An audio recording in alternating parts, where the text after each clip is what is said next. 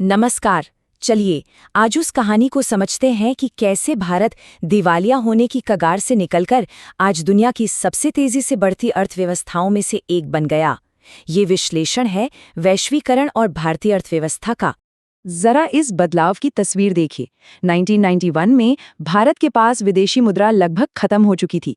हालत ये थी कि सोना और तेल जैसे जरूरी सामानों के इंपोर्ट पर भी पाबंदी लगानी पड़ रही थी। और आज भारत दुनिया की 5वीं सबसे बड़ी अर्थव्यवस्था है, जो सिर्फ सॉफ्टवेयर ही नहीं बल्कि नोएडा में बने स्मार्टफोन्स भी दुनिया भर में एक्सपोर्ट कर रहा है। तो इतना बड़ा बदलाव आखिर हुआ कैसे? एक शब्द में इसका जवाब है वैश्वीकरण। लेकिन सवाल ये है कि क्या ये वाकई एक सुनहरा टिकट था या फिर एक ऐसी दोधारी तलवार जिसके फायदे तो हैं पर नुकसान भी कम नहीं? चलिए इसी सवाल की तह तक जाते हैं और देखते हैं कि वैश्वीकरण ने भारत को कैसे सुपरचार्ज किया और अपने पीछे कौन सी चुनौतियां छोड़ दी। हमारी कहानी का सबसे बड़ा मोड़ आता है साल 1991 में, जब एक गहरे आर्थिक संकट ने ही एक क्रांतिकारी बदलाव की नींव रख दी। अच्छा, आगे बढ़ने से पहले ये समझ लेते हैं कि ये वैश्वीकरण आखिर है क्या। देखिए, आसान भाषा में कहें तो यह वो प्रक्रिया है जिससे पूरी दुनिया एक बड़े जुड़े हुए बाजार में बदल जाती है, जहां सामान, पैसा, टेक्नोलॉजी और लोग सब सीमाओं के पार आसानी से आ जा सकते हैं। तो भारत के लिए ये सफर 1991 में शुरू हुआ, जब देश भुगतान संतुलन संकट से जूझ रहा था। मतलब हमारे आयात का बिल निर्यात की कमाई से कहीं ज्यादा हो गया था। तब प्रधानमंत्री नरसिम्हा राव और वित्त मंत्री मनमोहन सिंह ने बड़े आर्थिक सुधार लागू किए। 90s के बीच तक इनका असर दिखने लगा और फिर 2000 के दशक में भारत के आईटी सेक्टर ने तो दुनिया में धूम ही मचा दी। नतीजा, 2023 तक भारत की जीडीपी $3.7 ट्रिलियन के पार पहुंच गई। इस पूरे बदलाव के दिल में था मशहूर एलपीजी मॉडल, लिबरलाइजेशन, प्राइवेटाइजेशन और ग्लोबलाइजेशन, यानी उदारीकरण, निजीकरण और वैश्वीकरण। आयात पर लगने वाले जो भारी भरकम टैक्स थे, जो कभी-कभी 300% से भी ज्यादा होते थे, उन्हें घटाकर 50% से भी कम कर दिया गया। मतलब विदेशी सामान अचानक सस्ते हो गए। सरकारी कंपनियों को बेहतर बनाने के लिए बेचा गया और विदेशी कंपनियों के लिए भारत में निवेश के दरवाजे पूरी तरह खोल दिए गए। और इसका असर चौंकाने वाला था। 1991 से पहले भारतीय अर्थव्यवस्था 3 से 4% की धीमी रफ्तार से बढ़ रही थी, जिसे मजाक में हिंदू रेट ऑफ ग्रोथ भी कहा जाता था। लेकिन इन सुधारों के बाद भारत की अर्थव्यवस्था ने वो रफ्तार पकड़ी कि देश एक ग्लोबल इकोनॉमिक पावर हाउस बन गया। तो ये उछाल आखिर कितना बड़ा था?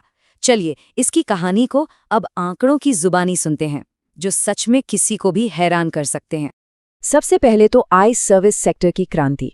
आपको Y2K याद है? वो भारत के आईटी सेक्टर का ग्लोबल ब्रेकआउट मोमेंट था। वैश्वीकरण ने इन्फोसिस और टीसीएस जैसी भारतीय कंपनियों को दुनिया भर के ग्राहक दिए। आज भारत का आईटी सेक्टर 50 लाख लोगों को रोजगार देता है और सालाना $200 अरब से ज्यादा कमाता है। इसके बाद मैन्युफैक्चरिंग और एक्सपोर्ट में जैसे एक तूफान सा आ गया। विदेशी कंपनियों ने भारत में पैसा लगाना शुरू किया, जिसे हम एफडीआई कहते हैं। सिर्फ 2023 में ही $80 अरब का निवेश आया, जिससे एप्पल और सैमसंग जैसी बड़ी बड़ी कंपनियों की फैक्ट्रियां भारत में लगी। और इसका एक शानदार उदाहरण है मोबाइल फोन का निर्यात। आप सोचिए, कुछ साल पहले तक भारत लगभग 0 मोबाइल फोन निर्यात करता था और आज यह आंकड़ा सिर्फ 5 सालों में $11 अरब को पार कर गया है।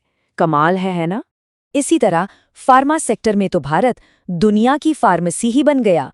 आज दुनिया में इस्तेमाल होने वाली हर 5 में से 1 जेनेरिक दवा भारत में ही बनती है। लेकिन शायद सबसे जरूरी कहानी है आम लोगों की जिंदगी पर इसके असर की। इस आर्थिक तरक्की ने गरीबी पर सीधा वार किया।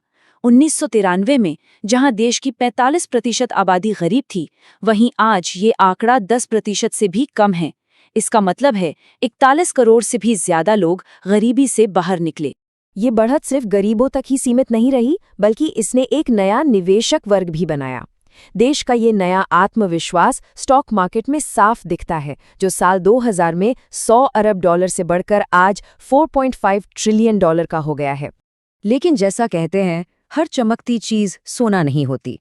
विकास की इस तेज रफ्तार ने अपने पीछे कुछ गहरी और मुश्किल चुनौतियां भी छोड़ी हैं। तो चलिए अब कहानी के दूसरे पहलू पर भी एक नजर डालते हैं। वैश्वीकरण की सबसे बड़ी कीमतों में से एक रही है बढ़ती असमानता। आज आलम यह है कि देश के सबसे अमीर 1% लोगों के पास देश की 40% दौलत है, जबकि एक बहुत बड़ा हिस्सा, खासकर ग्रामीण भारत, विकास की इस दौड़ में काफी पीछे छूट गया है। आमदनी का ये फासला जमीन पर साफ साफ दिखता है। एक तरफ जहां एक शहरी आईटी प्रोफेशनल औसतन 10 लाख रुपए सालाना कमाता है, तो वहीं एक फैक्ट्री मजदूर की कमाई महज 2 से 3 लाख रुपए पर ही सिमट कर रह जाती है। और चुनौतियां यहीं खत्म नहीं होती। मैन्युफैक्चरिंग में नौकरियां उम्मीद से बहुत कम हैं। सब्सिडी वाले विदेशी माल से हमारे किसानों को नुकसान हो रहा है। एक्सपोर्ट हब में प्रदूषण एक बड़ी समस्या बन गया है। ग्लोबल घटनाओं का असर सीधा हमारे रुपए पर पड़ता है। और गिग इकॉनमी ने रोजगार की असुरक्षा को और भी ज्यादा बढ़ा दिया है। तो सवाल ये उठता है कि क्या भारत इन चुनौतियों से निपटने के लिए कोई कदम उठा रहा है? चलिए देखते हैं कि विकास और समानता के बीच संतुलन बनाने के लिए भारत की नई रणनीति क्या है। भारत अब एक स्मार्ट रणनीति अपना रहा है। मेक इन इंडिया और PLI यानी प्रोडक्शन से जुड़े इंसेंटिव की स्कीमें टेस्ला जैसी बड़ी कंपनियों को भारत में फैक्ट्री लगाने के लिए आकर्षित कर रही हैं। आत्मनिर्भर भारत का लक्ष्य आत्मनिर्भरता और वैश्विक जुड़ाव के बीच एक बैलेंस बनाना है। और डिजिटल इंडिया और UPI ने तो हमें फिनटेक में एक ग्लोबल लीडर बना ही दिया है। भविष्य की ओर देखें तो 140 करोड़ की आबादी और दुनिया की सबसे युवा वर्कफोर्स के साथ भारत के पास AI, ग्रीन एनर्जी और इलेक्ट्रिक वाहनों जैसी नई तकनीकों में वैश्वीकरण की अगली लहर का नेतृत्व करने का एक सुनहरा मौका है। तो मुद्दा ये है कि आगे की सफलता सिर्फ विकास दर पर नहीं, बल्कि समावेशी विकास पर निर्भर करेगी। यानी युवाओं को सही स्किल्स देना, किसानों के हितों की रक्षा करना और पर्यावरण को नुकसान पहुंचाए बिना व्यापार करना। इसे मौजूदा सरकार की मंत्र में समेटा जा सकता है: सुधार, प्रदर्शन और परिवर्तन। वैश्वीकरण ने यकीनन भारत को एक संकट से निकालकर दुनिया के मंच पर एक मजबूत दावेदार बनाया है। तो अंत में हम उसी सवाल पर वापस आते हैं, भारत के लिए ये वरदान रहा है या अभिशाप? एक बात तो तय है, भारत का आर्थिक सफर अभी खत्म नहीं हुआ है।